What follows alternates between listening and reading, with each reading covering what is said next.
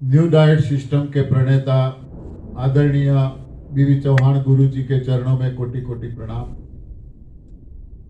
दिव्याशीष परम सुख आश्रम के महान तपस्वी जिन्होंने यहाँ कठोर तपश्चर्या करके ये जगह एक पवित्र भूमि बनाई, ऐसे अखंडानंद जी के गुरु के चरणों में कोटि कोटि प्रणाम। और इस पावन भूमि पर माँ आनंदी माँ ने कठोर तप किया, तप की बदौलत सुरेश भाई जैसा एक बेटा मिला। दोनों के चरणों में कोटि कोटि प्रणाम। आप सभी साधकों को प्रणाम। आज 27 अप्रैल 2024 हिमाचल प्रदेश मंडी डिस्ट्रिक्ट सुंदरनगर दिव्याशीष परम सुख आश्रम में जो 10 दिवसीय शिविर का प्लानिंग चल रहा है, आज से शुरुआत हुई है। पहला दिन है। दूर दूर से, अलग अलग राज्यों से आप सभी साधक यहाँ पर जो पधारे हैं, कोई ना कोई आपका एक लक्ष्य है, कोई गोल है आपका। इसको पाने के लिए, उसे सिद्ध करने के लिए आप यहां पर आए हैं। परम सुख आश्रम की ओर से आप सभी का तहे दिल से स्वागत है। साधक मित्रों, ये त्रिसूत्री साधना है। तप, सेवा और सुमिरन त्रिसूत्री साधना है ये। और हम सब यहां ऐसी एक साधना करने के लिए उपस्थित हुए हैं। बहुत पवित्र भूमि है ये।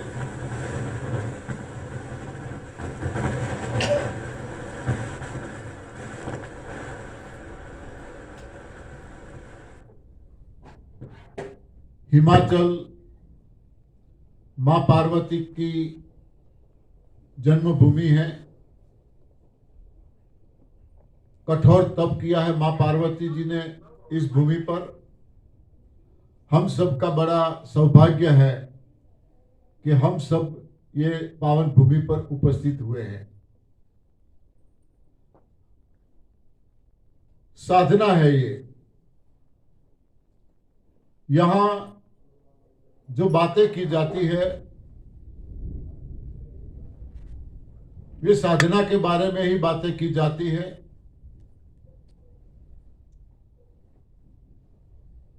मगर हम सब तो आए हैं, कोई ना कोई प्रॉब्लम है हमें, कोई ना कोई रोग है, इसीलिए हम यहां पर आए हैं।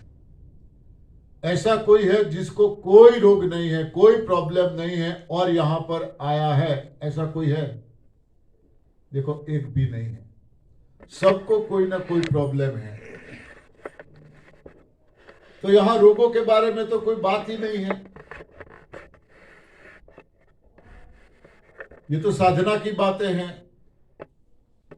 और मैं तो जहां जहां शिविरों में जाता हूं, वहां लोगों को बोल देता हूं, यदि आप कोई रोग भगाने के लिए यहां आए हो तो कृपया वापस चले जाओ।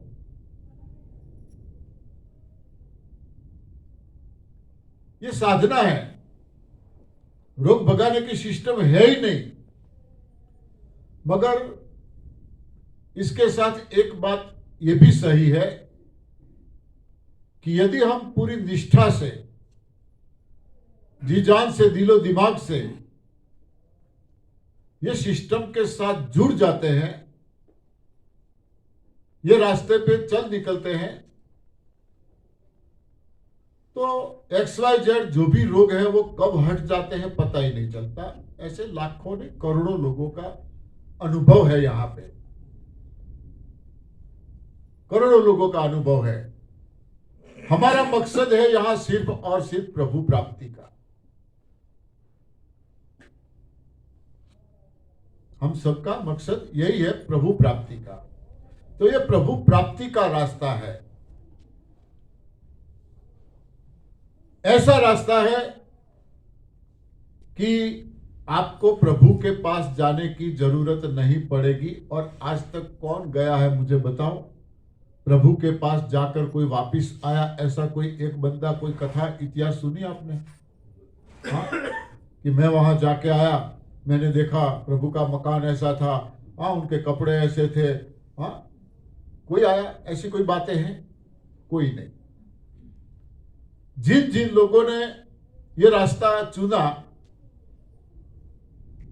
ये साधना में जुड़े,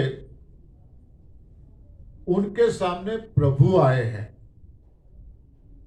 ध्रुव जी को मिले, प्रहलाद जी को मिले, मीराबाई को मिले, ना जाने ऐसे कई लोगों को प्रभु पृथ्वी पे आके मिले हैं। प्रभु के पास जाके कोई नहीं आया है। तो हम भी ये रास्ते पे चलने की कोशिश करते हैं, स्टेप बाय स्टेप आगे बढ़ते हैं, देखें क्या रिजल्ट मिलता है। जरूरत है तो सिर्फ और सिर्फ पूरी निष्ठा की।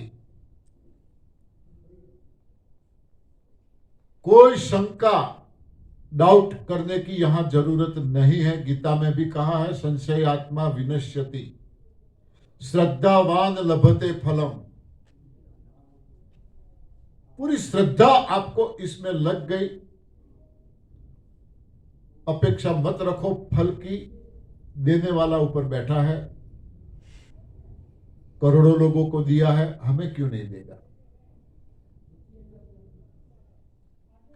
तो यहां तो ये साधना की बातें हैं और हम सब आए हैं रोग हटाने के लिए। तो मैं ये साधना की बात को थोड़ी साइड पे रखता हूं, क्योंकि आप जिस मकसद से आए हो उसके बारे में यदि पूरी जानकारी नहीं मिलेगी तो आपको ऐसा लगेगा कि ये तो क्या मतलब आने का। मुझे तो बीपी था, मुझे तो शुगर था, मुझे तो थायराइड था, मुझे तो कैंसर था, मैं तो इसके लिए आया हूं, यहां तो कोई बात ही नहीं चल रही है। आपका मन नहीं लगेगा। देखो, चाहे हिमाचल हो, गुजरात हो, कोई भी स्टेट हो, भारत हो, यूएसए हो, दुनिया की कोई भी देश हो, जहां जहां लोग रहते हैं, अलग अलग भाषा है, अलग अलग धर्म है, सब कुछ अलग अलग है, मगर एक बात सबकी समान है। एक चीज हर कोई चाहता है, चाहे कहीं पे भी रहता हो, किसी भी धर्म जाति का हो, वो है स्वास्थ्य, तंदुरुस्ती। कौन ऐसा होगा जिसे जिसे तंदुरुस्ती नहीं चाहिए? हाँ, हर लोगों की ये तमन्ना है, इच्छा है, हम जब तक जिए स्वस्थ मस्त तंदुरुस्त जिए, ये सबकी इच्छा है। और हम सब आज तक इसी दिशा में कुछ ना कुछ, कोई ना कोई प्रयोग करते आ रहे हैं, कोई ना कोई इलाज करते आ रहे हैं, कहीं ना कहीं इधर उधर घूमते रहे हैं, भटकते रहे हैं। कहीं से भी आज तक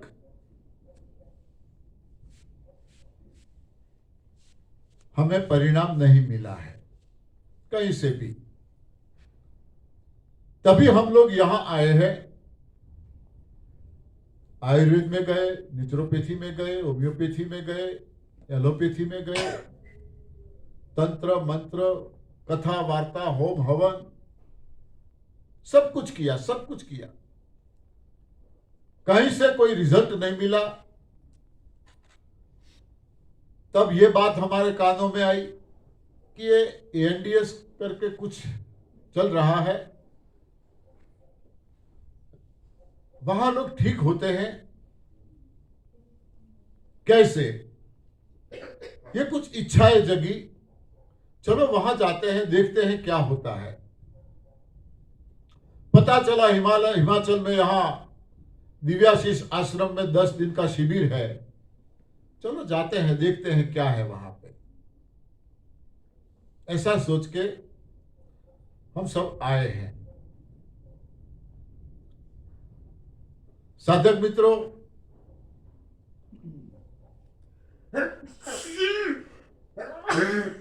रोग हजारों है, एक दो नहीं है, हजारों रोग है।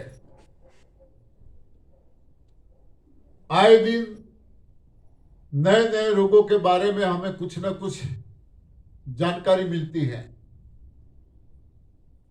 पीछे मुड़ के देखेंगे तो हजारों रोग लाइन में खड़े हैं, स्टेप बाय स्टेप हमारे सामने आने वाले हैं। हजारों रोग लाइन में खड़े हैं।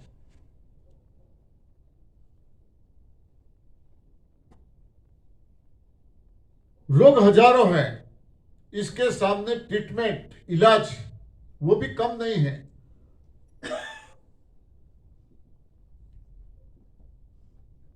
आयुर्वेद से लेके लास्ट में एलोपैथी, जो आज पूरी दुनिया इस पे चल रही है।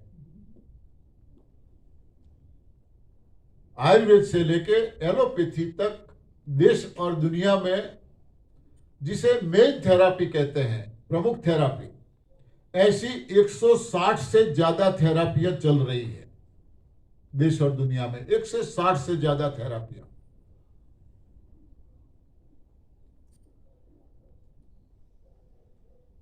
घरगथ्थू इलाज वो तो अलग अलग चीज है। क्यों इतनी थेरापियां चल रही है? या फिर ये कहेंगे इतनी सारी थेरापियां चल रही है फिर भी लोग स्वस्थ क्यों नहीं है? हर साल देश और दुनिया में कुल मिला के लाखों नए डॉक्टर बाहर निकलते हैं, नए बनते हैं डॉक्टर, लाखों देश और दुनिया में। इतनी हॉस्पिटलें नई नई बनती हैं, प्राइवेट गवर्नमेंट की इतनी हॉस्पिटलें बनती है, इतने डॉक्टर नए नए बनते हैं। डॉक्टरों की संख्या बढ़ने से रोगों की संख्या कम होनी चाहिए या ज्यादा? और हो क्या रहा है? हाँ, बढ़ रही है। क्यों?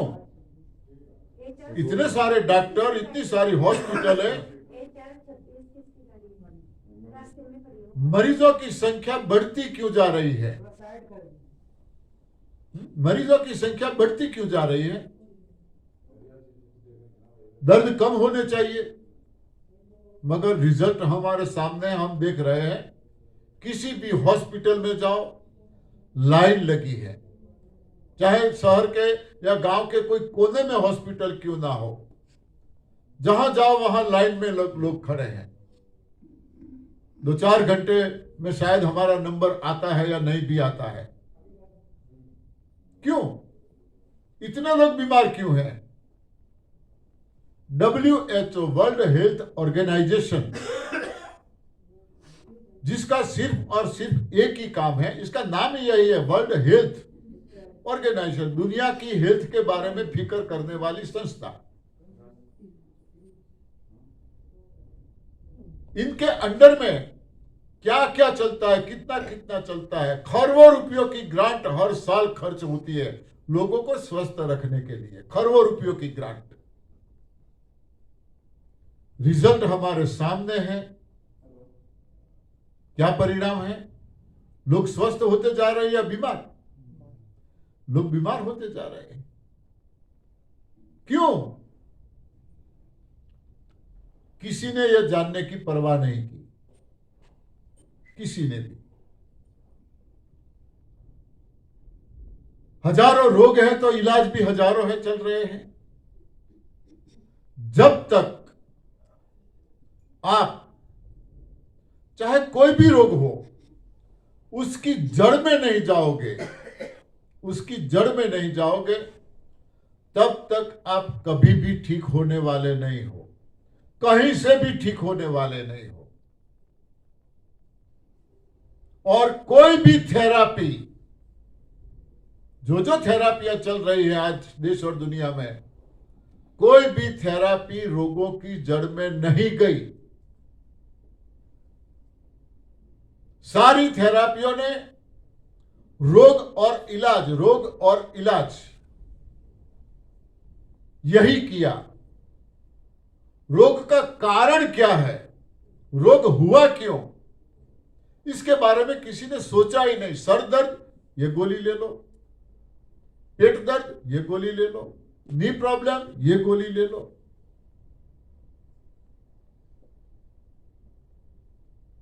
दवाई दवाई दवाई दवाई दवाई और कुछ नहीं। सबसे पुरानी थेरापी हम आयुर्वेद को मानते हैं। आयुर्वेद वालों का दावा है कि दुनिया में सबसे पुरानी थेरापी आयुर्वेद है, वो उनका दावा है। नेचुरोपैथी वालों का दावा यह है कि आयुर्वेद से पहले हम थे। आयुर्वेद से पहले हम थे। दोनों में चल रहा है, पहले में। हाँ, जो भी हो, हमें उससे कोई लेना देना नहीं है। मानो आयुर्वेद सबसे पुरानी थेरापी है या थी। सब उसकी ट्रीटमेंट ले रहे थे, दूसरी कोई थेरापी थी ही नहीं। सभी लोग आयुर्वेद से जुड़े हुए थे। तो यदि आयुर्वेद से सबको रिजल्ट मिलता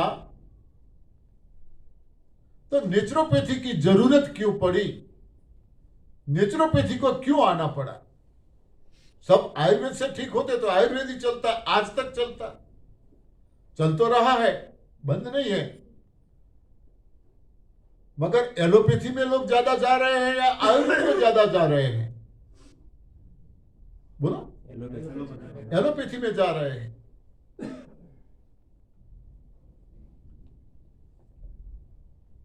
ऐसा भी बोल सकते हैं, आयुर्वेद से लेके स्टेप बाय स्टेप, एक के बाद एक थेरापी और एलोपैथी तक लोगों को ले जाने के लिए जिम्मेदार यदि कोई है तो वो आयुर्वेद है।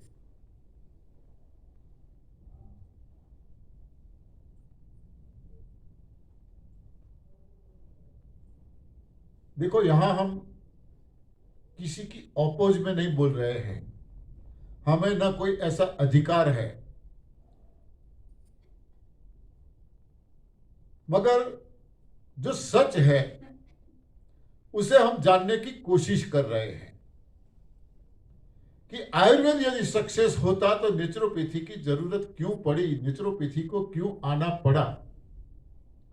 नेचुरोपैथी सक्सेस रहा होता तो होम्योपैथी को क्यों आना पड़ा। ऐसे एक के बाद एक बहुत सारी थेरापियां आती रही। लोग इधर उधर भटकने लगे।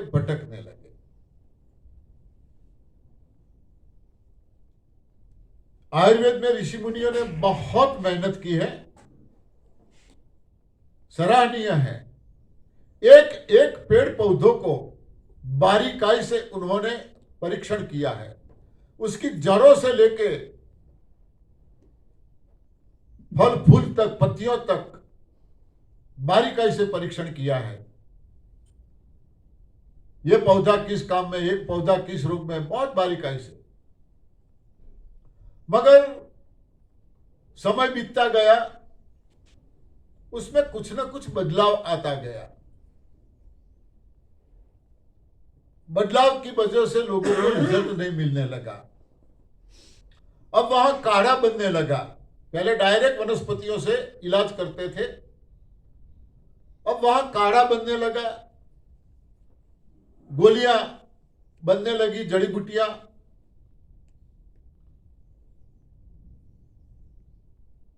जूस बनने लगा। दिमाग में ऐसा घुसा दिया, आयुर्वेद की दवाइयां जितनी पुरानी इतनी अच्छी, इतनी बड़ी बड़ी बोतल है।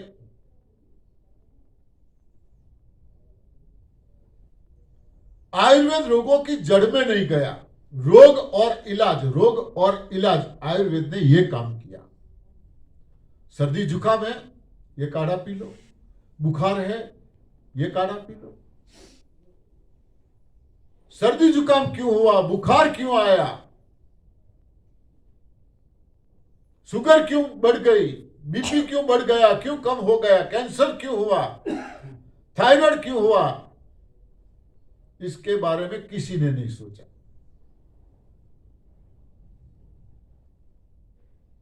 रोग और इलाज आयुर्वेद ने वात, पित्त और कफ, इन 3 चीजों को रोगों का कारण माना।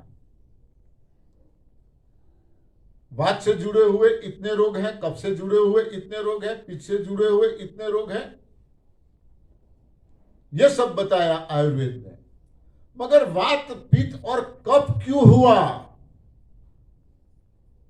इसकी वजह नहीं बताई। नेचुरोपैथी ने जड़ को पकड़ा। नेचुरोपैथी ने रोगों की जड़ को पकड़ा। नेचुरोपैथी का मानना यह है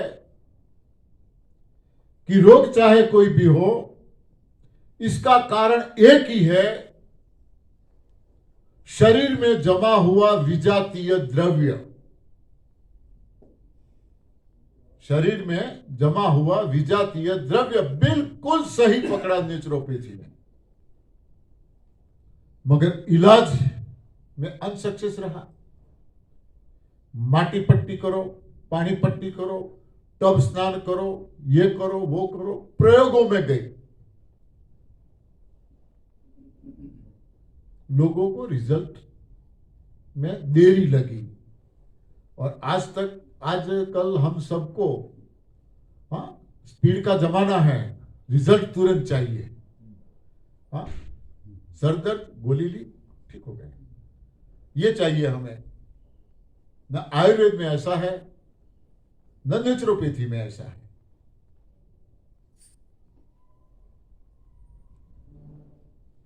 नेचुरोपैथी प्रयोग में गई, लंबा पीरियड लगने लगा। ऐसी सारी थेरापियां ऐसे चल रही हैं, किसी को कहीं से कोई रिजल्ट नहीं मिलता। हर जगह पे जाओ, दवाइयां चालू रखो और जियो, दवाइयां चालू रखो और जियो। तो साधक मित्रों, ये एनडीएस बोलो या एएनडीएस बोलो, ये कोई थेरापी नहीं है। ये कोई थेरापी नहीं है। यहां कोई ट्रीटमेंट नहीं दी जाती, कोई ट्रीटमेंट नहीं। यहां कोई डॉक्टर नहीं है, यहां कोई वैद्य नहीं है, यहां कोई हकीम नहीं है, यहां कोई तांत्रिक नहीं है, यहां कोई ज्योतिष नहीं है। ऐसा यहां कुछ भी नहीं है। आप नीचे बैठे हो, हम इधर बैठे हैं, इतना फर्क है, हम सब एक है। कल मैं भी वहां बैठा था, आज यहां मौका मिला है, कल आप भी यहां बैठोगे, मुझे भरोसा है। मुझे भरोसा है, कल आप यहां बैठोगे। यहां कोई ट्रीटमेंट नहीं है। रोगों के बारे में बात ही नहीं करते यहां तो। ये तो आप इसलिए आए हो तो मैं थोड़ा बोल रहा हूं, मेरे हिस्से में ये आया है। गुरुजी को बोलेंगे ही नहीं ऐसा कुछ भी। हम कहां डॉक्टर है जो आपको ठीक करे। आई एम रिटायर्ड टीचर, मैं तो निवृत्त शिक्षक हूं। लोग हमें पूछते हैं आपकी डिग्री क्या है, हम बोलते हैं रिटायर्ड टीचर, मास्टर है हम तो। मगर डॉक्टरों के डॉक्टर बन के बैठे हैं। डॉक्टरों के डॉक्टर, हमारे पास कई डॉक्टर आते हैं, डॉक्टर भी बीमार हैं, उनके परिवार में भी लोग बीमार हैं। डॉक्टरों को शुगर है, उनको बीपी है, उनको कैंसर है, उसको अस्थमा है, परिवार में लोग बीमार हैं, वो भी बीमार हैं। यहां पूरी निष्ठा से जुड़ने वाला कोई बीमार नहीं रहता, कोई बीमार। किसी को बहुत स्पीडी रिजल्ट मिलता है, जैसे सचिन भाई को मिला। कितना स्पीडी रिजल्ट। यहां सहारा लेके चलते थे, चल नहीं सकते थे। आज देखो पूरा दिन अभी बैठे वरना बैठते नहीं, पूरा दिन काम में लगे रहते हैं, थोड़ा सा भी नहीं चल सकते थे, आज दौड़ रहे हैं। स्वस्थ बनने के लिए हर कोई अपने से हो सके इतनी कोशिश करता है। हर कोई बीमार रहना किसी को पसंद नहीं है, सबको स्वस्थ रहना है, सबको मस्त रहना है, सबको तंदुरुस्त रहना है। मगर सही इलाज, सही मार्गदर्शन न मिलने से हम सब परेशान हैं। तो कोई थेरापी रोगों की जड़ में नहीं गई, नेचुरोपैथी गई तो ट्रीटमेंट में कुछ फर्क रहा, लोगों को रिजल्ट नहीं मिला। यह कोई थेरापी नहीं है, मगर आदरणीय बीवी चौहान गुरुजी जो इलेक्ट्रिकल इंजीनियर थे, काफी बीमार थे, सारी थेरापियां उन्होंने की, कहीं से रिजल्ट नहीं मिला। कुछ ऊपर वाले की मर्जी होती है, तभी ऊपर वाला हमारे सामने कुछ ऐसा करता है। ये तो मुझे भी विश्वास आया, मुझे भी पता चला, मैं खुद काफी बीमार था, शायद आज यहां आपके सामने न होता, इतनी बीमारियां मुझे भी थी। करेंगे बातें, मेरा एक्सपीरियंस भी मैं बताऊंगा। तो गुरुजी ने कोई ट्रीटमेंट बाकी नहीं रखी थी। आखिर में डॉक्टरों ने हाथ खड़े कर दिए, घर ले जाओ, सेवा करो, हिम्मत नहीं हारे।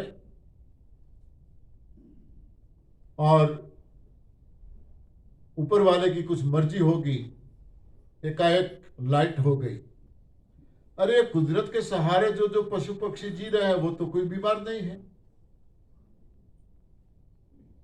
हाँ, वो तो कोई बीमार नहीं है, मैं क्यों? बस ये रास्ता पकड़ लिया, जैसे कुदरत के सहारे जीने वाले पशु पक्षी जीते हैं, खाते हैं, ये पकड़ लिया। कुछ ही दिनों में स्टेप बाय स्टेप रिजल्ट मिलना शुरू हो गया। करीब 9 साल तक उन्होंने परीक्षण किया, प्रयोग किए, 9 साल तक अपने खुद पर।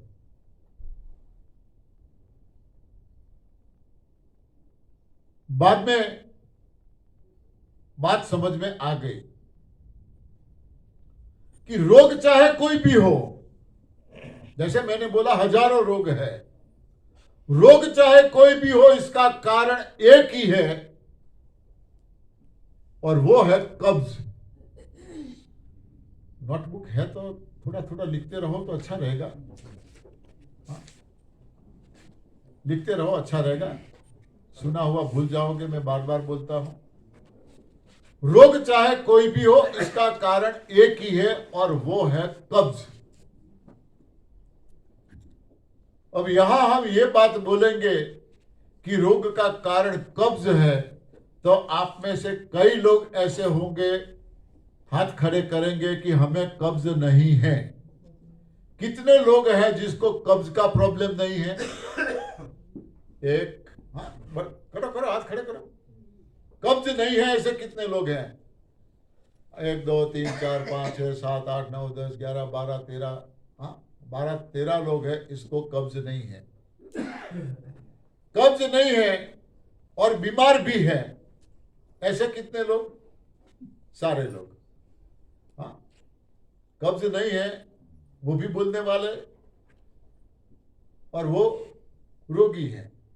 तो इसका मतलब ये हुआ कि कब्ज किसे कहते हैं वो हमें पता नहीं है, हमें वो भी पता नहीं है कब्ज किसे कहते। मुझे भी नहीं था पता, ये पता मुझे भी नहीं था। कुदरत के सहारे जीने वाले पशु पक्षियों को देखो, कभी कभी प्रकृति के साथ जीना चाहिए, नजर उसकी ओर करनी चाहिए। वे पशु पक्षी दिन में कितनी बार मल त्याग करते हैं, कोई बताएगा? कुदरत के, हाँ, जितनी बार खाते हैं उतनी बार वे मल त्याग करते हैं। हम कितनी बार खाते हैं? 10। 3 बार, 4 बार, 5 बार। जाते हैं कितनी बार? एक ही बार। सबसे बड़ा कब्ज ये है। वो भी काम की वजह से कैंसिल करते हैं, कल कर लेंगे। देखो, वो भी काम की वजह से कैंसिल करते हैं, कल जाएंगे। हाँ, हम एक ही बार जाते हैं। कुदरत के सहारे जीने वाले पशु पक्षी जितनी बार खाते हैं उतनी बार जाते हैं। थोड़ा जोर से बोलो तो हम भी सुने बहन जी, पीछे सोफे पे। हाँ, बोलिए बोलिए जल्दी।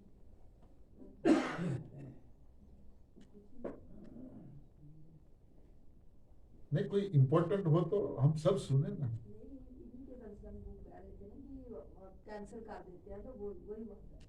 जो भी है सबको पता चला ना, सबको जानकारी मिलेगी। आप बोलोगे तो फिर सुनो ध्यान से। यहाँ बैठे हैं तो ध्यान से सुने।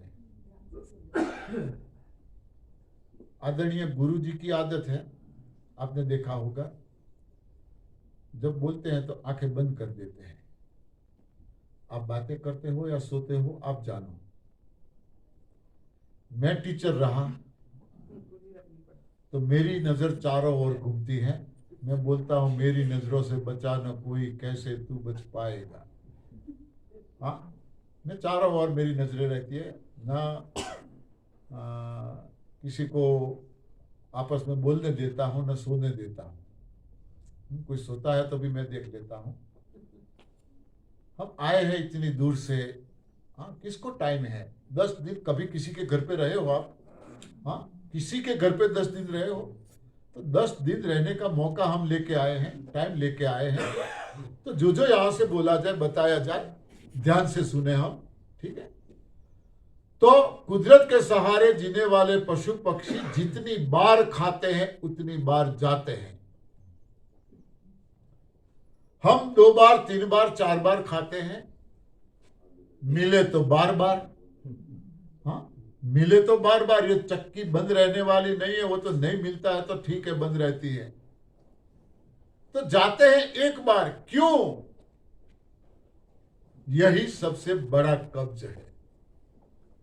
किसी को दूसरी बार जाते हुए भी हम देखते हैं ना, टॉयलेट। हाँ, एक बार गया, दूसरी बार जाते हुए देखते हैं ना, तो अभी ए भाई क्यों, क्या खाया था, कम खाया करो। हाँ, क्या खाया था, ख्याल रखो, ख्याल रखो। हम इसको टोकते हैं। किसी को जाते हुए देखते हैं तो उसको टोकते हैं। हमें भी दूसरी बार जाने की कभी कभी इच्छा होती है तो उसको रोकते हैं। आदत पड़ जाएगी, आदत पड़ जाएगी। तो टोक टोक के या रोक रोक के, टॉयलेट तो एक ही बार जाना चाहिए, ऐसा कोई केंद्र सरकार से नरेंद्र मोदी का कोई फरमान हो, ऐसा चुस्त पालन करते हैं हम। हाँ, टॉयलेट तो एक ही बार जाना चाहिए। बीमारी की वजह और कुछ भी नहीं है, वो ही है। अब यहां कोई ये भी बोलेगा मैं 2 बार जाता हूं। कितने लोग हैं 2 बार जाने वाले? 1 2 3 4, 2 बार जाने वाले हैं। 5, 2 बार जाने वाले हैं। अच्छी बात है, 2 बार जाते हैं। मगर दूसरी बार जब हम जाते हैं, पहली बार का काम हो गया, अंदर कुछ गड़बड़ शुरू होती है, कुछ गड़बड़ लगती है। टॉयलेट जाए न जाए, जाए न जाए, ऐसा कुछ चलता रहता है अंदर। चलो जाते हैं, क्या होता है? जाते हैं, बैठते हैं, निकलता है थोड़ा सा, कुछ नहीं निकलता है, बैठे रहते हैं। ठीक है, चलो उठ जाते हैं, फिर उठ जाते हैं। देर के बाद फिर वही गड़बड़ अंदर शुरू रहती है, जाए न जाए, जाए न जाए। यानी कि पूरी तरह से आंतों की सफाई नहीं होती है, अंदर कुछ न कुछ बच जाता है, रह जाता है, इसीलिए दूसरी बार जाने की इच्छा होती है। तो ये भी एक कब्ज है। जब तक हम कब्ज को नहीं समझ पाएंगे तब तक हम यहां से जो बताया जाएगा वो ट्रीटमेंट नहीं कर पाएंगे। मेरे साथ ऐसा हुआ था। मेरा एक्सपीरियंस मैं बताऊं तो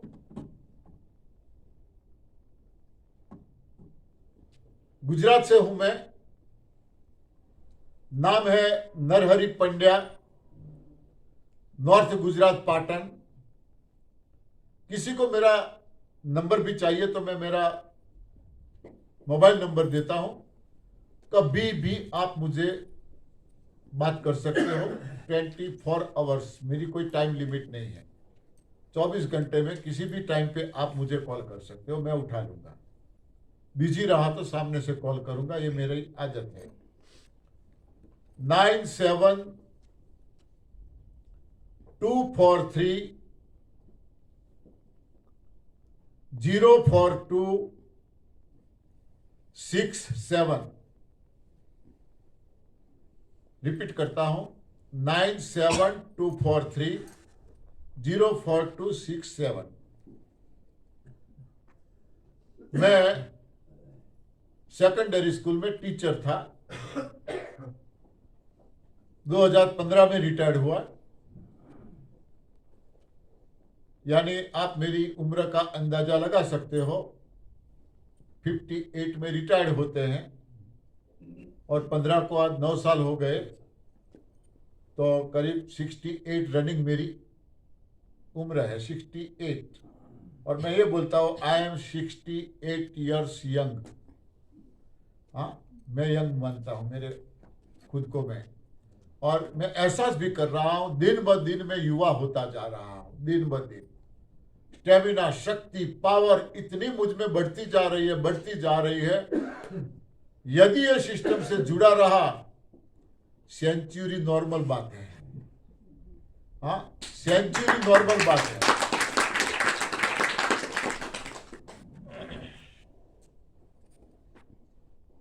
देखो, जन्म मृत्यु ऊपर वाले के हाथ में रखा है, ये पावर उन्होंने, मगर स्वस्थ रहना ये हमारे हाथ में है। और हम स्वस्थ रहेंगे तो मरेंगे कैसे? चाहे कोई एक्सीडेंट करना पड़ेगा ऊपर वाले को। हाँ, मरेंगे कैसे? हम स्वस्थ रहेंगे। कोई रोग ही नहीं रहेगा तो हमें क्यों बुलाएगा वो? और उन्होंने थोड़ा जल्द वापिस बुलाने के लिए जन्म दिया है। हाँ, क्या क्या फरमान देके हमें यहां पृथ्वी पर भेजा है। हाँ, किस लिए भेजा है वो तो हम सब भूल गए। ऊपर वाले को दोषी में, हमारी किस्मत में ये लिखा होगा, भगवान ने ये लिखा होगा। कोई माँ बाप अपने बच्चे को बीमार देख सकता है क्या? कोई माँ बाप अपने बच्चे को बीमार कर सकता है क्या? न देख सकता है, न बीमार कर सकता है। तो वो तो सभी का माँ बाप है। वो अपने बच्चों को कैसे बीमार देखेगा, कैसे बीमार करेगा? मगर माँ बाप की न सुनने वाला कोई बेटा कभी सुखी हुआ है क्या? हाँ, माँ बाप की न सुनने वाला न कोई बेटा सुखी है। और बेटा सुखी नहीं है तो माँ बाप कैसे सुखी होंगे? वो भी बेचारे परेशान हैं। तो पंड्या यानी ब्राह्मण, और आप सब जानते हैं ब्राह्मणों को सबसे प्रिय क्या होता है खाने में? लड्डू। ब्राह्मणाः मोदका नाम प्रियाः। हाँ, ब्राह्मणों को लड्डू बहुत प्रिय होते हैं। मुझे थे करीब 19-20 लड्डू मैं खाता था दिन में, शर्त पे। एक ही टाइम पे, दिन में नहीं। शर्त पे। जब मौका मिल जाए। शर्त पे एक ही जगह पे बैठे बैठे 19-20। गुजरात के कितने हैं यहाँ पे? गुजरात में लड्डू कितने होते हैं, बड़े या छोटे? बड़े बड़े होते हैं। करीब कितने ग्राम का होगा? 200 ग्राम। हाँ, 200-250 ग्राम का एक लड्डू होता है। 200-250 ग्राम का 20 लड्डू टोटल लगाते जाओ। कई बार 4-5 किलो। कई बार शर्त पे 150 गुलाब जामुन में आराम से खा सकता था। देखो ये व्यासपीठ है, आप तो साथ बता रहे। व्यासपीठ है, और व्यासपीठ की गरिमा के बारे में शायद आप सब जानते होंगे। महाभारत में पूरा सभा पर्व है, उसमें व्यासपीठ के बारे में काफी जिक्र किया है। यहां बैठकर यदि कोई झूठ बोलता है, इससे बड़ा कोई पाप नहीं है। व्यासपीठ पे बैठ के कोई झूठ बोलता है, इससे बड़ा कोई पाप नहीं है। और हमें झूठ बोल के आपसे कुछ लेना भी नहीं है। हाँ, क्यों झूठ बोले? 150 गुलाब जामुन आराम से मैं खाता था। पूड़ी जो होती है 100 पूड़ी मुझे चाहिए ही चाहिए। मैंगो जूस जब भी मौका मिलता था, जो कटोरे 50 कटोरे आराम से मैं लेता था। दूध पाक बनता है हमारे गुजरात में, दूध से बनी खीर जिसे बोलते हैं, खीर, वो भी 50 कटोरे आराम से मैं ले सकता था। स्वीट मिठाई मोहनथाल जिसे बोलते हैं, 30 पीसीस 30 आराम से मैं खा सकता था। श्रीखंड बोलते हैं जिसे, श्रीखंड 2 केजी आराम से मैं खा गया था। कोर्ट में मैजिस्ट्रेट ने शर्त लगाई थी, 2 केजी श्रीखंड। 3 दर्जन बनाना, 3 दर्जन बनाना आराम से एक जगह पे, ये सब एक जगह पे बैठे बैठे खाने की बात है। आराम से मैं खा सकता था। अमरूद ग्रीन कच्चे दाने वाले, दांत भी टूट जाए ऐसे, 3 केजी आराम से मैंने खाया था। और एक बार 300 रोटी की शर्त लगाई थी, 200 खा गया, सामने वाला फिसल गया। ये मेरा आहार था। हर रोज तो इतना कौन खिलाएगा? न घर वाले खिलाएंगे, न कहीं बाहर वाले, मगर ये शर्त पे, हाँ, शर्त पे आ जाते थे तो खा लेते थे। अब चाहे आप भीम बोलो या चाहे कुछ भी बोलो, तब मुझे ऐसा लग रहा था कि मैं खा रहा हूं, भोजन को मैं खा रहा हूं। अब ये ज्ञान मिलने के बाद पता चला भोजन को मैं नहीं खा रहा था, भोजन मुझे खा रहा था। हाँ, भोजन मुझे खा रहा था।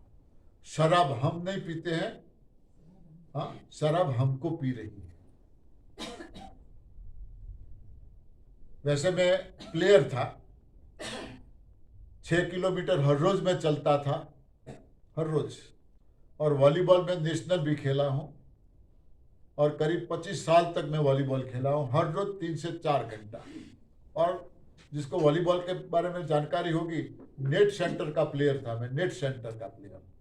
और नेट सेंटर का जो प्लेयर होता है उसको, हाँ, जो गेंद आती है उस पर नजर रखनी पड़ती है उसको, उसका मूवमेंट चालू ही रहता है, वो एक पल के लिए खड़ा नहीं रह सकता। बाकी के प्लेयर उसके पास बॉल आएंगे तभी वो वापस देंगे, मगर नेट प्लेयर को पता नहीं कब बॉल नेट में आएगी, कब कहाँ बॉल गई, कहाँ आएगी, वो सब ख्याल रखना पड़ता है। तो ऐसे घूम घूम के मेरे दोनों पाँव में इतनी दिक्कत हो गई कि अब खेलने की तो एक बात दूर की बात, अब मेरे लिए चलना भी नामुमकिन हो गया। डॉक्टरों को दिखाया, बोले नी रिप्लेसमेंट, गद्दी घिस गई है। पेन किलर शुरू हुई, दिन में एक बार से काम नहीं चलता था, दर्द बढ़ता गया। डॉक्टर ने बोला ठीक है, दिन में 2 बार लो। 2 बार शुरू हुई, फिर भी दर्द तो बढ़ता गया। 3 बार लेने लगे, दिन में 3 बार पेन किलर मुझे लेनी पड़ी। फिर भी जब रात को सोता था, करवट बदल के एक पाँव पे दूसरा पाँव ऐसे आता था, तो दोनों घुटनों के बीच में मानो आग रखी हो, जलता हुआ कोयला, अंगारा, ऐसी जलन होती थी। मुझे बीच में पीलो रखना पड़ता था, 2 पाँव के बीच में पीलो रख के मैं सोता था कई सालों तक। पेन किलर जो भी लेते हैं, जो भी डॉक्टर आपको पेन किलर की फरमाइश करता है, लिखते हैं, देते हैं, पूछना डॉक्टर को पेन किलर का साइड इफेक्ट क्या होता है। या तो आपके हार्ट या आपकी किडनी, दोनों में से एक को इफेक्ट करेगी ये पेन किलर। मेरे साथ भी ऐसा हुआ। 3 बार पेन किलर लेने की वजह से मुझे बोलने में दिक्कत होने लगी। एज अ टीचर 1 तास में मैं बोल नहीं सकता था, 45 मिनट्स बोल नहीं सकता था, बीच में मुझे रुकना पड़ता था। बच्चों को बोलता चलो पढ़ो, बाद में मैं सवाल पूछूंगा, ऐसा कुछ ना कुछ बहाना निकाल के मैं रेस्ट करता था। 10 मिनट में खड़ा नहीं रह सकता था। मैं बैठे बैठे, चेयर पे बैठे बैठे ही बच्चों को पढ़ाता था, और वो भी गार्डन में, कमरे में भी नहीं, गार्डन में। और स्कूल वालों ने मुझे छूट दी थी, ठीक है चलो, मेरा काम अच्छा था, स्कूल का मैं फर्स्ट टीचर था, तो मेरी काम की वजह से उन लोगों ने मेरे साथ कोई ऐसा व्यवहार नहीं किया, मुझे जॉब पूरी करने दी। मैं गार्डन में बैठता था, कुर्सी पे, पेड़ के नीचे। जो भी मेरा तास आता, बच्चे आ जाते थे मेरे पास। तो 10 मिनट में खड़ा नहीं रह सकता था, 10 कदम चल नहीं सकता था, ये मेरी हालत हो गई। तो हार्ट पर इफेक्ट हुई। डॉक्टर के पास गए, बोले बीपी है। बीपी की गोली स्टार्ट हो गई।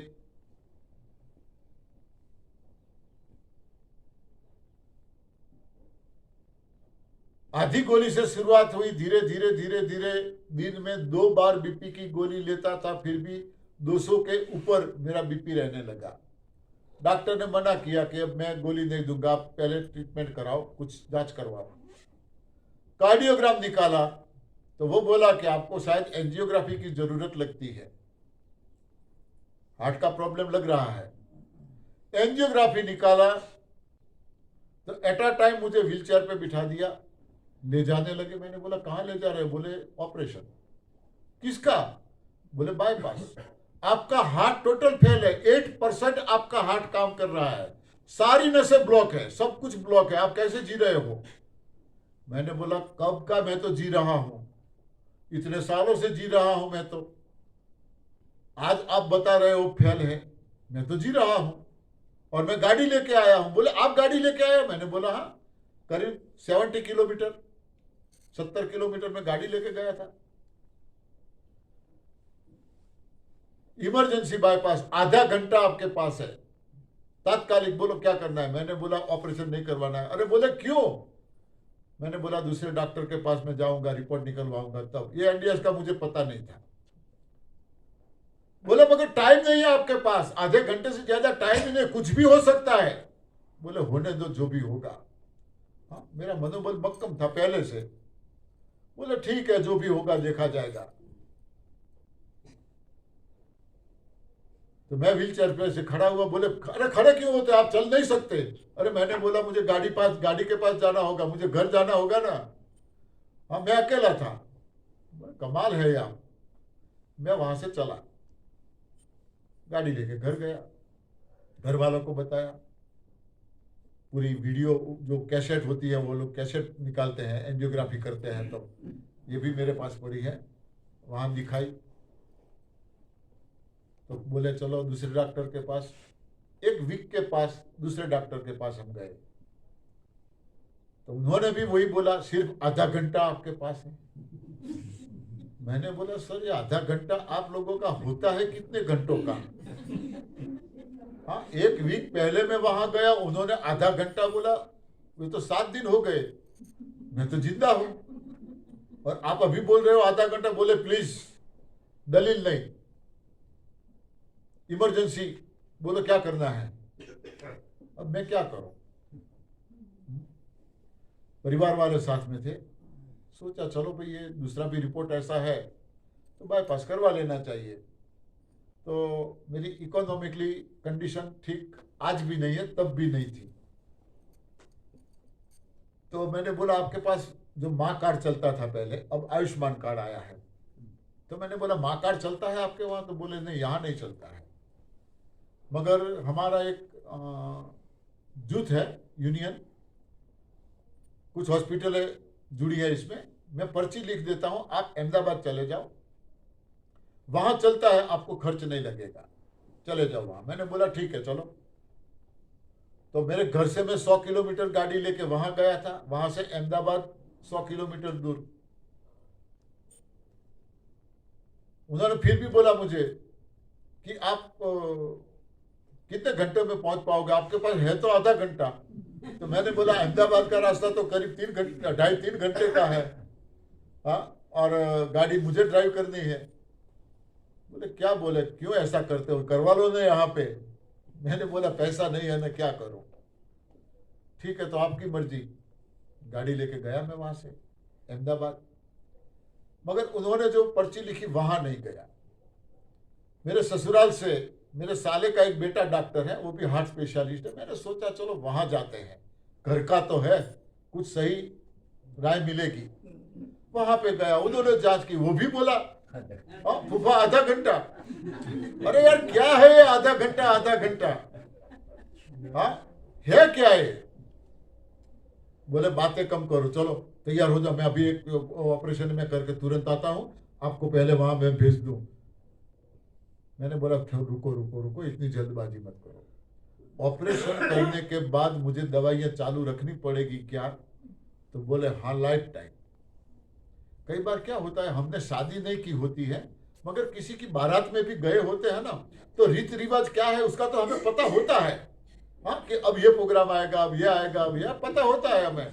तो मुझे कुछ जानकारी तो थी कि बाईपास करवाने के बाद भी दोबारा कई लोगों को अटैक आया है, दोबारा बाईपास करवाना पड़ा है। तो मैंने ये पूछा दवाइयां चालू रखनी पड़ेगी? बोले हाँ। तो फिर बाईपास का क्या मतलब? ऑपरेशन हो गया, अब दवाई किस लिए? बोले बातें कम करो, पहले ऑपरेशन करो, बाद में सब समझाऊंगा मैं। मैंने बोला नहीं, ऐसे नहीं, बाईपास करने के बाद दोबारा अटैक आ सकता है क्या? बोले हाँ। दवाई चालू रखूं फिर भी? बोले हाँ। तो मैं करूं क्या? और बाईपास न करवाऊं तो बोले आपको दवाई लाइफ टाइम चालू रखनी पड़ेगी, मगर कब क्या होगा उसकी कोई गारंटी नहीं। मैंने बोला वो मुझे अच्छा लगा, देखते हैं, चलो दवाई लिख दो, मुझे ऑपरेशन नहीं करवाना। बेटी थी पास में, बेटा था, मैडम सब थे, सब बोले कि क्यों ऐसा कर रहे हो, ऑपरेशन करवाओ ना। मैंने बोला नहीं, मुझे नहीं करवाना है। ऑपरेशन करवाने के बाद मैं कुछ काम का नहीं रहूंगा, हाँ, आप मुझे कुछ काम बताओगे तो अभी मैं नहीं करूंगा, फिर घर में लड़ाई। हाँ, अभी तो मैं लहसुन तो छिल रहा हूँ, आटा तो गूंद रहा हूँ, आपको पांव दुखते हैं तो दबा रहा हूँ, फिर कोई काम नहीं होगा मुझसे। मेरी मजाक करने की आदत है तो माफ करना, हाँ, वरना तो सो जाएंगे ना आप सब, हाँ। और मैं सोता नहीं हूँ, सोने देता नहीं हूँ, खाता नहीं हूँ, खाने भी नहीं देता, हाँ। गुरुजी ऐसा बोलते हैं, पंड्या जी न सोते हैं, न सोने देते हैं, न खाते हैं, न खाने देते हैं। आप लोग मेरे साथ ग्रुप में जुड़े होंगे तो सबको पता चलता होगा, सुबह 3:30-4 बजे मेरा मैसेज आ जाता है ग्रुप में, हाँ, 3:30-4 बजे मेरा मैसेज आ जाएगा। मैं सोता ही नहीं हूँ, और कभी भी रात को 12-1 बजे मुझे देखना, मैं ऑनलाइन होगा, हाँ, मेरा काम चलता रहता है। 2 मोबाइल मुझे मिले हैं तो लगा रहा हूं इसमें, दूसरा कोई काम नहीं है मेरा, एएनडीएस के अलावा कोई काम नहीं है। तो मैंने वहां से 3 महीने की उन्होंने दवाई दी मुझे, मैं वापस चला आया। करीब वहां से जहां मुझे जाना था, ये 300 किलोमीटर था, जहां मैं जॉब करता था वहां जाना था मुझे। तो 300 किलोमीटर में गाड़ी ड्राइव करके आया, और मैंने ट्राई किया, देखते हैं क्या होता है। मैंने 120 पे गाड़ी चलाई, 120 की स्पीड पे, देखते हैं क्या होता है। आराम से मैं घर पे आ गया, दवाइयां लेता रहा। फिर एक बार वॉमिट हुई, ऐसी वॉमिट हुई, बंद ही नहीं हो रही थी, डे नाइट वॉमिट हुई, और अंदर से ग्रीन ग्रीन कुछ निकल रहा था। ग्रीन कलर का। मैंने ऐसा कुछ खाया भी नहीं था, ये क्या है? तो फिर मुझे हॉस्पिटल ले गए, तो डॉक्टर ने बोला कि रिपोर्ट करवाना पड़ेगा। लेबोरेटरी में भेजा, वहां से रिपोर्ट आया, आपके गोल ब्लैडर में स्टोन थे, इसकी वजह से वो पस हो गया, अंदर पक गया और फट गया है। इमरजेंसी जो नहीं निकाला तो कल शाम 5 बजे तक आप जिंदा हो। आज ही निकालना पड़ेगा, वरना कल शाम 5 बजे तक आप जिंदा हो। अब मैं क्या करूं? ये अहमदाबाद तक पूरे 10 हॉस्पिटलों में पांव के लिए बताया, सभी का एक रिपोर्ट, नी रिप्लेसमेंट, हार्ट का एक रिपोर्ट, बाईपास। अब ये नया आया, इमरजेंसी, वरना कल शाम 5 बजे तक जिंदा हो। हाँ, क्या करूं मैं? हिम्मत भी कितनी रखे इंसान, रखे तो हिम्मत भी कितनी रखे। हाँ, परिवार वालों तो बोल दिया तुरंत करवा लो ऑपरेशन। मैंने बोला पैसा लेके आए हैं क्या? पैसा है क्या? हाँ, डॉक्टर को मैंने बोला सर पैसा तो नहीं है, मैं तो सिर्फ दिखाने आया हूं। तो वॉमिट हुई मुझे, और तो कुछ नहीं हुआ है, मगर वॉमिट की वजह यह है फट गया है, पस हो गया है, बॉडी में पस फैल गया है। तो बोले आज तो मैं ऑपरेशन नहीं करवा सकता, कल 5 बजे तक जिंदा हूं ना, तो ऐसा करो मैं कल 10-11 बजे आ जाऊंगा, तब तक के लिए मुझे कुछ प्रॉब्लम ना हो, कुछ दवाई लिख दो। बोले क्यों ऐसा करो, पैसा कहाँ जाएगा? हाँ, ऑपरेशन हो जाता है, फिर घर वाले, हाँ, बेटा है साथ में, वो घर जाएगा पैसा लेके आएगा। अरे मुझे बैंक में जाना पड़ेगा ना। हाँ, बैंक में मुझे जाना पड़ेगा।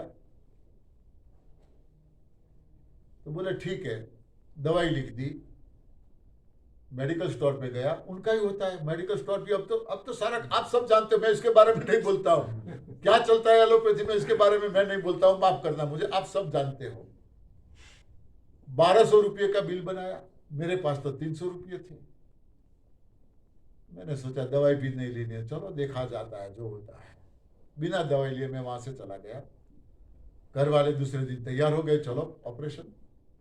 मैंने बोला ऐसे एक डॉक्टर से ऑपरेशन नहीं करवाना चाहिए, दूसरी जगह पे बताते हैं।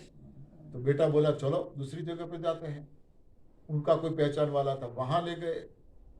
तो वहां गए तो डॉक्टर ने बोला कि ये कुछ उसकी जो रिपोर्ट की मशीनरी वो थी वो कुछ बिगड़ गई है, तो रिपेयरिंग के लिए गई है, 5 दिन के बाद आएगी, तो आपको 5 दिन यहाँ रुकना पड़ेगा। मैंने सोचा अच्छी बात है, आज शाम 5 बजे तक ही मैं जिंदा था, यहाँ 5 दिन के लिए मुझे बोला है। हाँ, 5 दिन का मुझे जीवन दान मिल गया, मैं तो खुश हुआ, कोई बात नहीं मैं रह जाऊंगा। हाँ, 5 दिन में वहां रह गया, मेरी छुट्टियां भी थी, वेकेशन था, मौका मिल गया मुझे, 5 दिन रहा। 5 दिन के बाद डॉक्टर ने रिपोर्ट निकाला, तो बोले अभी रिपोर्ट आने में 10 दिन लगेंगे। हाँ, अब आप दवाई लिख देते हैं, घर पे जाओ, 10 दिन के बाद आना। मुझे बोला बहुत अच्छी बात है, 10 दिन और मुझे मिल गया। हाँ, 10 दिन और मुझे मिल गया, मैं खुश हुआ। मैं कोई चमत्कारों में नहीं मानता हूं, नास्तिक नहीं हूं, मगर अंधश्रद्धालु भी नहीं हूं। चमत्कारों में नहीं मानता, मगर मेरे साथ चमत्कार हुआ, मानना पड़ा मुझे। एक दिन बस में ट्रैवलिंग कर रहा था, एक भाई जो बाजू में बैठा था मैगजीन पढ़ रहा था, मैगजीन पढ़ रहा था। तो मेरी नजर वहां पे गई। कुछ लोगों की ऐसी आदत होती है, बस में या ट्रेन में अखबार खोल के बैठते हैं और बगल वाला बाजू वाला जो नजर डालता है तो बंद करके रख देते हैं। कुछ लोगों की ऐसी आदत होती है, भाई ने भी मेरे साथ ऐसा किया, मैं पढ़ने लगा तो बंद करके रख दिया। मगर कुछ इंपॉर्टेंट बातें थी मेरे लिए, तो मैंने बेशर्म मांग लिया, भाई दो मुझे, मेरे लिए काम की चीज है ये। तो ये आदरणीय गुरुजी के जरिए हर महीने पहले स्वदर्शन मैगजीन निकलता था, जिसका नाम था स्वदर्शन, हर महीने। और जो जो सेंटर इंचार्ज थे उनको वो फ्री में देते थे, कोई चार्ज नहीं, फ्री में बांटते थे। तो भाई कोई होगा एनडीएस का साधक, तभी उनके पास ये मैगजीन आया था और वो पढ़ रहा था। और उसमें गुरुजी ने लास्ट में लिखा होता था, आप पढ़ो दूसरे को दे दो, सेवा। हाँ, तो मैंने लिया, एक आध पन्ना पढ़ा तो मेरा स्टैंड आया, अब मुझे वापस देना था, क्या करूं। हाँ चलो ठीक है, लगे तो तीर वरना तुक्का, कोशिश करते हैं, मांगते हैं। बेशरम मैंने बोल दिया, भाई साहब ये मुझे चाहिए, मेरे लिए बहुत इंपॉर्टेंट है, कहाँ मिलता है प्लीज मुझे पता है, एड्रेस तो दो। तो वो बोला कि मैंने पढ़ा है, आप रख लो। देखो हाँ, ऊपर वाला किस रूप में हमारे सामने आता है। हाँ, वो बोला मैंने पढ़ा है, आप रख लो। मैं घर पे आया, वो दिन था 8 जून 2014। घर पे आया, मैंने पढ़ा तो उसमें क्या होता था, गुरुजी की ऐसी शिविरें होती थी लंबी लंबी, 8-8 दिन की, 10-10 दिन की, 5-5 दिन की। जो साधक आते थे 5 दिन 10 दिन रहते थे, इसमें से जो रिजल्ट मिला तो वो लिख के गुरुजी को देते थे। उसमें उनका नाम, मोबाइल नंबर, ये सब होता था, और गुरुजी वो मैगजीन में रख देते थे, लोगों को पता चले। तो जिन मेरे जैसा जितनों को प्रॉब्लम था, ऐसे लोगों को मैंने कॉल किया, सबने एक ही राय दी कि हाँ हम ठीक हो गए, आप भी ठीक हो सकते हो। हाँ, एक शिविर अटेंड करो, ये सिस्टम फॉलो करो। और लास्ट पेज पे गुरुजी की जहां जहां शिविरें होती थी उनका टोटल प्रोग्राम होता था लिखा हुआ।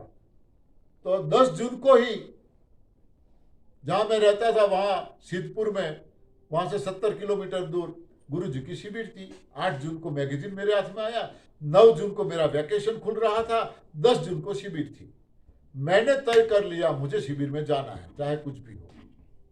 स्कूल में गया, छुट्टियां रख दी, घर पे वापस आ गया, और वहां से दूसरे दिन शिविर में जाना था। मगर वहां लिखा था नॉट, जो लोग शिविर में आना चाहते हैं वो घर से बिना खाए पिए आना है। अब मैं क्या करूं, उठते ही मुझे बीपी की गोली तो लेनी ही लेनी थी, क्योंकि 200 के इर्द गिर्द मेरा बीपी रहता था। अस्थमा हो गया था, बोल नहीं सकता था, उसकी गोली, बीपी की गोली, हार्ट की दवाइयां, ये नी रिप्लेसमेंट की, टोटल 8 गोलियां मेरी चल रही थी, सुबह में 8 शाम को। अब क्या करूं, सोचा यहां कौन देख रहा है, चलो चाय नाश्ता करके गोली लेके जाते हैं। कौन दिख रहा है यहाँ, पूछेंगे तो बोलेंगे हाँ बिना खाए पिए आए। हाँ, मगर अंदर से कुछ आवाज आई, नहीं अब आप जा रहे हो तो ये चीटिंग ठीक नहीं है। तो ठीक है, ठीक नहीं है तो चलो देखते हैं। गोली जेब में रखी, नाश्ता बगल में रखा, पानी की बोतल रखी, और जाना तो था हम दोनों को। मगर भाग्य की बात है ना, मैडम के ससुराल में कोई किसी की डेथ हो गई, तो मैंने बोला तुम जाओ, मैं तो नहीं आऊंगा, मुझे तो शिविर में जाना है। तो उनका नाम रह गया, मैं अकेला गया, गाड़ी लेके पहुंच गया। रास्ते में मुझे कोई दिक्कत नहीं हुई, कोई भी गोली नहीं ली तो भी। मगर वहां जाके हल्ला बोल, हल्ला मचा दिया, कौन है भाई ये बीवी चौहान, कौन है बीवी चौहान। मैं तो जानता नहीं था। बोले है क्या, अरे मुझे मिलना है, अभी शिविर होगी, स्टेज पे आएंगे, मिल लेना। अरे उससे पहले मुझे मिलना है। गया मैं, बोले कमरे में बैठे जाओ। कमरे में गया, बात की, गुरुजी मुझे ये दवाइयाँ इतनी लेनी होती है, और यहाँ तो इन लोगों ने बोला बिना दवाई आना है, घर से कुछ खाए पिए बिना, तो मैंने गोली नहीं ली है, क्या करूं। तो बोले गोली नहीं ली है तो आपको अभी कोई प्रॉब्लम है क्या। मैंने बोला नहीं, मैं ठीक हूं बिल्कुल। तो फिर क्या है, अरे मगर गोली लेनी है ना, मगर क्यों लेनी है। मैंने बोला डॉक्टर ने बोला है ना, ध्यान रखो ये, गुरुजी बोले डॉक्टर ने बोला है इसलिए गोली लेनी है, या बॉडी मांगे तो लेनी है। इंसान को इशारा काफी होता है, आपको स्वस्थ रहना है, बस यही बात को पकड़ लो, आप स्वस्थ। मैंने पकड़ ली यही बात। हाँ, शरीर मांगे तो गोली लेनी है, दवाई लेनी है, या डॉक्टर ने बोला है तो लेनी है। मैंने बोला सर बात तो सही है, शरीर मांगे तो लेनी चाहिए, तो आप तो बोले मैं ठीक हूं, तो क्यों लेनी है। दूसरी बात बताई, यदि आपका मनोबल मक्कम है तो शरीर को दवाई की जरूरत पड़ती ही नहीं। ये भी बात दिमाग में बैठ गई, बिल्कुल सही बात है। मैंने बोला सर दिमाग तो, मेरा मनोबल तो इतना मक्कम है ना कि अभी आप मेरा, थोड़ा ज्यादा बोल गया मैं, उत्साह में आ गया ना तो ज्यादा बोल गया, अभी आप मेरा सर मांगो ना तो अभी मैं काट के आपके चरणों में रख सकता हूं। मैंने ये बोल दिया। गुरुजी बोले सर का तो मैं क्या करूंगा, दवाइयां जो है ना वो रख दो इधर, देखे आपका मनोबल कैसा है मजबूत। मैंने सोचा फंस गया, हाँ फंस गया, अब क्या करूं। मनोबल की परीक्षा हो गई, एग्जाम, चलो देखते हैं क्या होता है। हाँ, सारी दवाइयां गुरुजी के चरणों में मैंने रख दी। 10 जून 2014, एनडीएस क्या है अभी तो मैंने सुना नहीं है। हाँ, क्या होने वाला है यहाँ प्रवचन मुझे पता नहीं है। 10 जून 14, सारी दवाइयां मैंने गुरुजी के चरणों में रख दी। आज तक वो एक भी गोली की मुझे जरूरत नहीं पड़ी। आज तक एक भी गोली की मुझे जरूरत नहीं पड़ी। अब सोचो सही कौन, हाँ सही कौन। सारी थेरापियों में मैं गया हूं स्वस्थ होने के लिए। करो योग रहो निरोग, वहां भी मैं गया।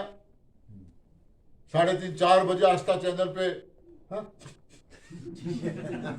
करता रहा, सारी एक्सरसाइजें करता रहा, कोई फायदा नहीं हुआ। फिर उनका स्टोर था पतंजलि का, वहां गया, बोले सिर्फ योग से तो कुछ ठीक होने वाला नहीं है, दवाइयां लेनी पड़ेगी साथ में। और आप बोल रहे हो करो योग रहो निरोग, फिर दवाइयां। तो बोले हाँ 80,000 की गोलियां मैंने पतंजलि की खाई। बाकी सोचो कितनी क्या क्या नहीं। पूरी सैलरी मेरी जब तक जॉब की, पूरी सैलरी वहां गई हॉस्पिटलों में। मुझे जीना था, कुटुंब का आधार स्तंभ था मैं, बड़ा परिवार था, पुअर कंडीशन थी मेरी, जीना था मुझे, काफी जिम्मेदारियां थी मुझ पे। सारी सैलरी वहां पे गई। स्वमूत्र प्रयोग किया 6 महीना, स्वमूत्र मेरा पेशाब मैंने पिया 6 महीना, गौमूत्र पिया, सब कुछ जिसने जो भी बताया सब कुछ मैंने किया, कहीं से कोई रिजल्ट नहीं मिला। 98 केजी मेरा वेट था, पेट इतना बड़ा था, चश्मे भी अब तो चले गए, चश्मे उतार के पेट पे रख के फिरता था तो चश्मे नहीं गिरते थे। देखा किसी का पेट ऐसा आपने? मेरी बेटी की बेटी छोटी थी, वो आराम से पेट पे बैठती थी, मैं घूमता था, बोले नाना आराम कुर्सी। हाँ, ऐसी विकृत बॉडी हो गई थी मेरी। आज देखो कोई प्रॉब्लम नहीं है। हाँ, 31/5/15 को मैं रिटायर्ड होने वाला था। भगवान से हर रोज यही सुबह शाम प्रार्थना करता था कि प्रभु 31/5/15 तक मुझे जिंदा रखना। 1 जून को मेरा सामान पैक करके मैं मेरे वतन में चला जाऊंगा, मेरे घर चला जाऊंगा। एक दिन मुझे पेंशन नहीं खाना है, मगर चालू जॉब में मेरी लाश यहां से मेरे घर पे जाए वो मुझे पसंद नहीं है। बस इतनी डिमांड है मेरी। हाँ, मेरी सर्विस पूरी होनी चाहिए, पेंशन मुझे एक दिन नहीं खाना है। आज तो मैं जहां जाता हूं वहां बोलता हूं 34 इयर्स मैंने जॉब की है, 35 इयर्स पेंशन खाना है। अब जाना क्यों है, अब जाना क्यों है? हाँ, अभी 32 इयर्स बाकी है, अभी 32 इयर्स पेंशन लेना है, आगे वो जाना है। 32 इयर्स तो मैं छोड़ने वाला नहीं हूं गवर्नमेंट को।